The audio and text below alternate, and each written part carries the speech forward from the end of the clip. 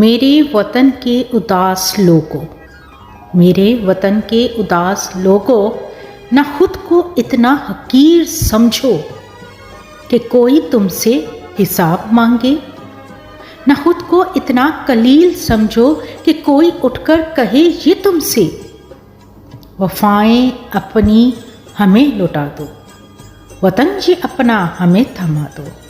اٹھو اور اٹھ کر بتا دو ان کو کہ ہم ہیں اہل ایمان سارے، نہ ہم میں کوئی صنم گدا ہے، ہمارے دل میں بس ایک خدا ہے۔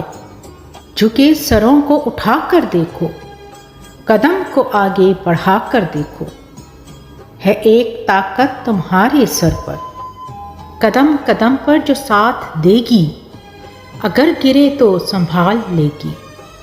میرے وطن کے اداس لوگوں، اٹھو چلو اور وطن سنبھالو۔